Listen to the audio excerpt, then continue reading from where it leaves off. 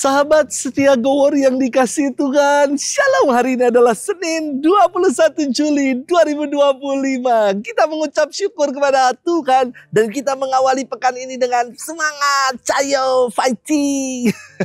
Kita akan merenungkan firman Tuhan yang diambil dari Injil Matius 12 ayat 38 sampai dengan 42.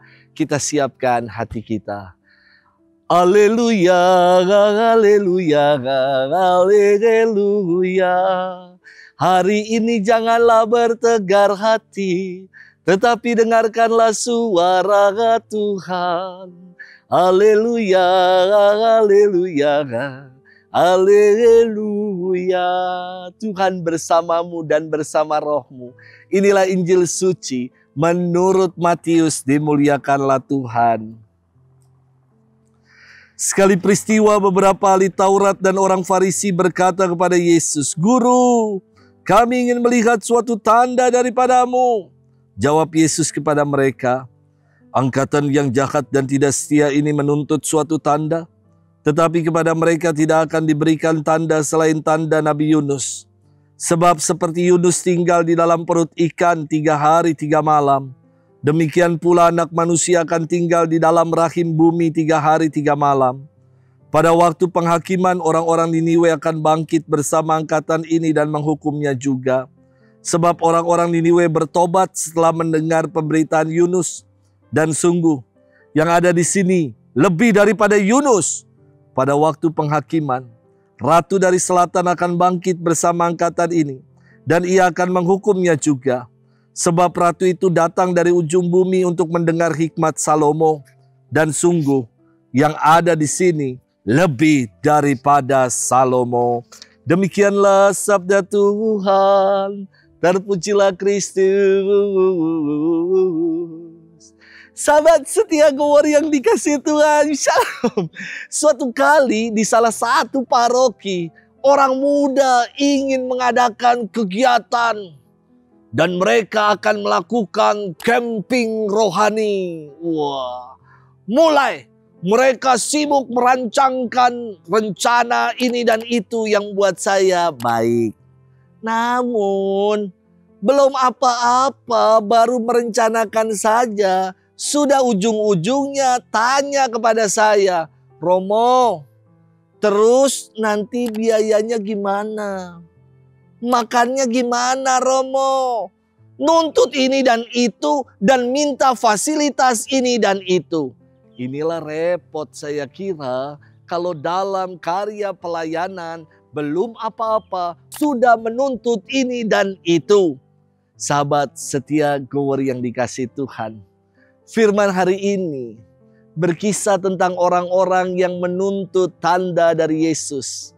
Mereka datang dan bertanya, "Guru, kami ingin melihat suatu tanda daripadamu."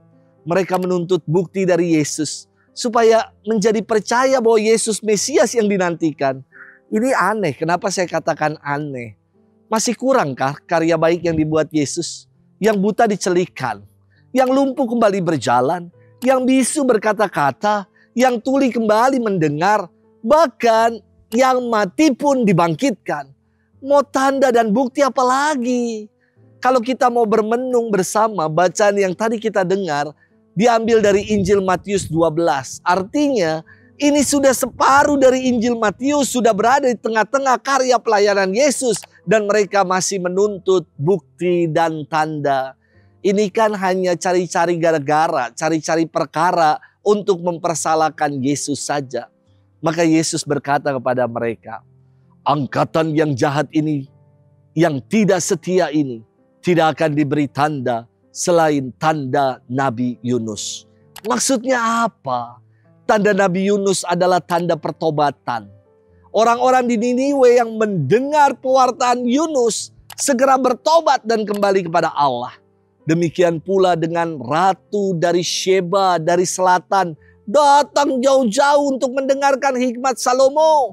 Bukan karena Salomo melakukan mukjizat dan peristiwa-peristiwa ajaib, namun hikmatnya telah menggerakkan Ratu Sheba untuk mencari Salomo. Dan Yesus melebihi Salomo dan melebihi Yunus. Namun mengapa ya kok para ahli Taurat dan orang Farisi tetap tidak percaya kepadanya? Sahabat setia Gowori yang dikasihi Tuhan. Terkadang kita pun seperti ahli Taurat dan orang Farisi yang menuntut tanda, menuntut mukjizat, menuntut perbuatan ajaib, hal-hal yang spektakuler yang terjadi dalam hidup kita. Kita baru jadi pengikut Kristus, maunya punya fasilitas yang luar biasa. Mau melayani Tuhan tapi menuntut ini dan itu. Kita mau menuntut bukti, mau menuntut tanda apalagi. Kehidupan ini adalah anugerah terindah dari Tuhan yang patut kita syukuri. Kita hari ini masih bisa bernafas, masih bisa mendengar dan melihat renungan ini. Semoga kita mau menjadi pribadi yang bersyukur, mengucap syukur atas segala kebaikan Tuhan, atas segala karunia yang telah kita alami setiap hari. Maukah kita menjadi pribadi, bukan pribadi yang penuntut, tetapi pribadi yang penurut atas apa yang menjadi kehendak Tuhan untuk kita buat dan lakukan dalam kehidupan. Selamat bermenung, Tuhan memberkati kita selalu. Dalam nama Bapa dan Putra dan Roh Kudus. Amin.